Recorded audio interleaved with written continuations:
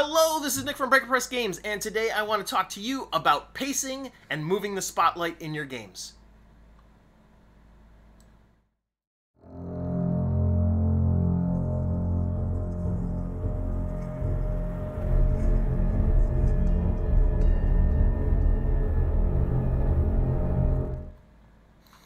So, many years ago, actually it wasn't that many years ago, it was a few years ago, I used to work for a natural food store, and I was a manager, and I was responsible for training people in customer service.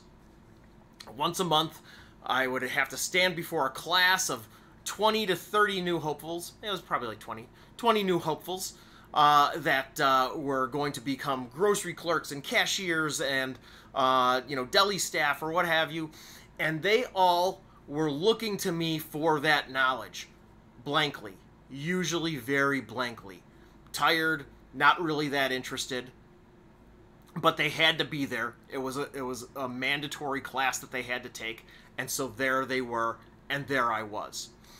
And I wanted to be able to engage with those people, and I wanted to be able to move the class along at a good pace, and hopefully connect with some of those budding young staff in that class. And running a game, and I didn't think about this at the time, but running a game is not dissimilar from that.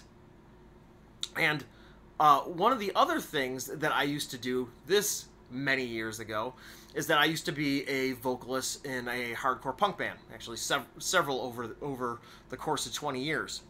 And one of the things in the context of that was trying to engage with the audience and also trying to keep the energy high and keep the engagement high. And so I try to apply those things to my GMing. And so, yeah, that's what this video is going to focus on, is keeping the pace at a good clip and also moving the spotlight and keeping those players engaged. So, one of the things that you will find when you are looking at, when I was teaching classes, was that if I would read a slide or a series of slides and then turn to the class and be like, okay, so what does this mean? And the class would just all uniformly just stare blankly, look bored, or look at their phones. The level of engagement was zero. And since after teaching a class or two and experiencing this, I started doing the thing that I hated as a kid. And that was, I just started calling on people.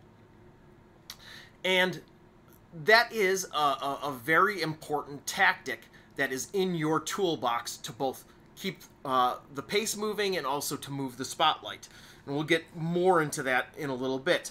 The other thing is that when you think about, like, me using these different analogies, when you think about your favorite teacher when you were in high school or when you were in grade school or maybe in college, your favorite teachers were often the ones that had a performative element to their lessons.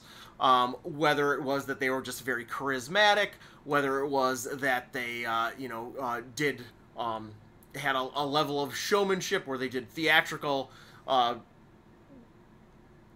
examples of things. I once witnessed a physics teacher get onto a push broom and pull as hard as he could on the handle and then try to get the class to explain why he wasn't able to lift himself off the ground.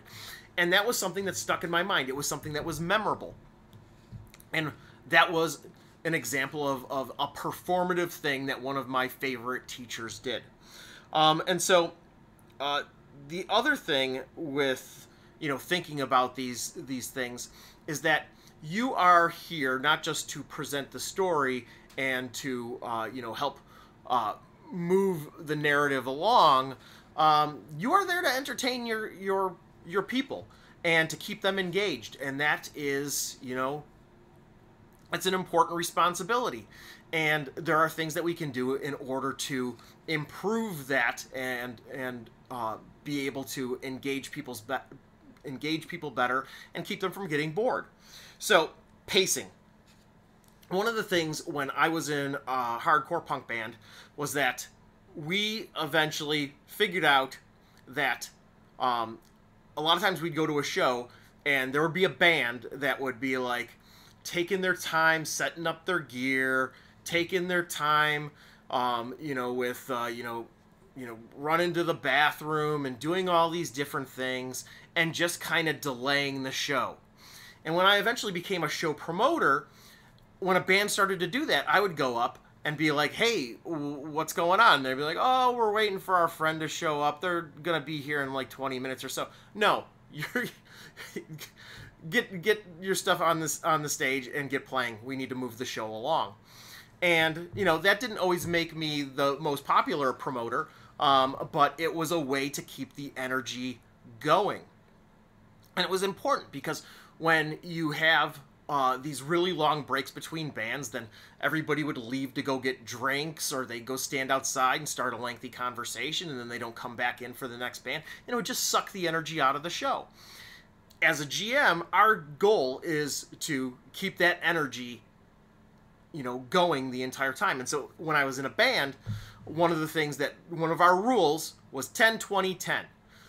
10 minutes to set up, 20 minutes to play, 10 minutes to break down. That was how we did it. And that was deliberate in order to keep that energy high. So pacing. With pacing, one of the things that I do when I run games is I have my phone next to me, not to distract me, but so that I can check the time. If I'm at the computer, I'll look up in the corner and look at the time up on the computer. And this is very important because I try to pace things so that no encounter takes more than 30 minutes. And if I start to see that things are dragging, I will either add more monsters in order to increase the threat level and compel the party to run, or I will have the monsters retreat. If they are in an area where there's no monsters, I might have something surprising happen. I call them atmospheric bumps. Something that's in theme with what's going on in the adventure, in order to move the action or to move the scene so that they move to the next room or the next encounter location or what have you, to move things along. One of the other things that I do, and that 30-minute rule, it's not like a hard, fast thing. Like, if I see that my players are enjoying where they are at, like, for example, a lot of times that opening of a adventure where people are, getting to know the populace and they're collecting rumors and things like that, I might allow that to simmer a little more. Particularly if they haven't gotten the information that I really want them to have in order to move the story along. But it is imperative that we be mindful of time, particularly if you're running a game online, because we want to avoid Zoom fatigue, or if you are playing in a convention setting and you've got a 4-hour time limit or a 3-hour time limit. If you know that each encounter is going to be 30 minutes, you can be able to predict when you need to, at what time or at what encounter you need the big bad to show up in order to have a dramatic end. Because you don't want the last encounter of the adventure necessarily to be a puzzle room that leads to the villain of the adventure, but they don't actually get to experience it. So you want to move those things along. And so, yeah, keeping an eye on the time and thinking to yourself, okay, this is the number of encounters that we have to get to. I'm going to give them each 30 minutes. Or if it's a bigger encounter or something that you want to, you can be like, oh, okay, I'm going to give an hour for this encounter. But generally speaking, try to move things along every 30 minutes. And so, yeah, and then the other thing with pacing is compelling players to act. And one of the ways that I compel players to act is moving the spotlight. Now, what is spotlight or screen time? These are things that you may have heard used by other people, and you may not have a full understanding of what they are, or you might be like, hey, this guy's explaining to me something that I know fully well. But the spotlight is when you put the focus on one particular character and their actions, and then moving the spotlight is moving that to another character. Screen time, you know, all of it's the same thing, but the term screen time actually is referring to how much time they are under that spotlight, how much screen time they are getting. These are things that you really, like, if you want to have engaged players, you want to make sure that they have the opportunity to act. And so one of the things that I do is, whether it is that you look at how people are seated at your table, or how they appear on your Zoom screen, or party order or initiative order, any of those things are a way for you to have an order by which you call on people. And you might think to yourself, but people don't like to be called on. Like when I was in class, it put me on the spot and made me feel uncomfortable. All of your players are at your table because they are there to play a game. And if you were if you were playing a board game, and you were going clockwise around the table, when it got to the next player's turn, they wouldn't be like, oh, I don't feel comfortable. They know that when it gets to their time, that's their time in the sun. That's their time to act. And so it's imperative upon you as the GM or judge to keep that spotlight moving around and going to each player, so that every player gets to act and do things and be engaged in the story. And going back to that example of being a teacher, when you have that open-ended thing where you're just like, all right, so what are you guys gonna do? And then you are met with silence. That silence is because everybody's sitting there thinking, I don't know what to do, or somebody else is probably going to think of something cooler than what I'm thinking of, or they're just waiting and seeing. And then you might have that one person, or occasionally you might have two people that are like, well, nobody else is doing anything, I'm going to act. And then they do that for the entire session and just kind of steamroll over everybody else. So avoid that completely. Just call on people and keep that spotlight moving around by, every couple of minutes, moving that camera, moving that spotlight to different people. So, yeah. The last thing that I want to talk about is pulling the camera back. So I just mentioned the example of somebody who loves that screen time or is acting just because they feel that others are not acting. And so it's going to be important for you sometimes when somebody keeps trying to string their actions together to, like, go on a lengthy side quest or what have you that you didn't plan for, or that, they're skulking around a building to, like, check the perimeter. Get them to a certain point and then cut them off. And then be like, all right, so we're going to go to so-and-so next, and just go to the next person in initiative order or the next person in the seating arrangement, whatever rule you chose in order to move that camera around in your mind or move that spotlight.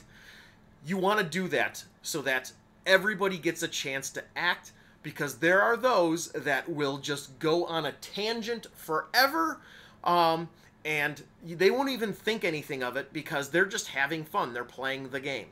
But it is important for you to make sure that everybody is having fun and everybody's playing the game.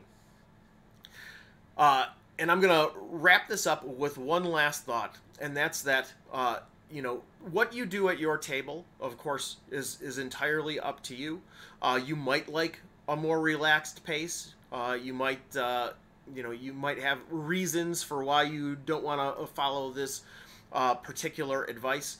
The one thing that I will say is if you are running actual plays on Twitch or on YouTube or what have you, these are really good rules to put into your mind and follow, because if you want the replay value, the ability for people to go back and watch that actual play and be like, oh, you know, be engaged, you really want to keep the action moving along and keep everybody on their toes and engaged and acting in that space.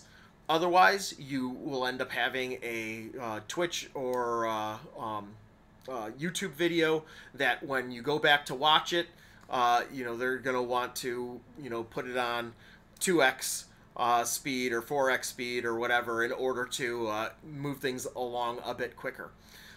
Because, yeah, you know, when you're doing that thing, your job is to get in front of that camera and entertain an audience. So, yeah, that is my video on pacing and moving the spotlight. Hopefully it was of value to you. Yeah. Breaker Press Games hasn't done much in the last month. I bought a house and have been getting situated. There's been stuff that's been going on in the background, but yeah, I haven't been as active in the community space. But things that are coming up, just want to remind everybody that we still have a Patreon, and content is still going up with some degree of regularity. Just put up a map of the region around Stennard that I'm pretty excited about. You can find our content on Drive-Thru RPG. If you want to pick up the Stennard Courier Volume 1, or one of our other zines, or the Precipice of Corruption, as you can see behind me. Those things are available on Drive-Thru RPG. They're available through the Goodman Game Store. They're also available through Breaker Press web store, breakerpressgames.storenv.com. So all of those are options that are available to you. Making a purchase or becoming a member of our Patreon is a huge way to support what we do and keep it moving forward. And keep the content coming out. Otherwise, quick note that on a Friday, I'm going to have to look at the calendar. On Friday, April 8th, which is in 2 days, April 8th, 2022, if you are watching this in the far distant future, I will be on the Goodman Games Twitch as a guest on the Scrivenery with Ed and Trevor. We'll be talking about Kickstarter and Kickstarter experiences and how to set up a Kickstarter. And then on Wednesday, April 20th, 2022, will be episode 3 of Welcome to Stennard, also on the Goodman Games Twitch.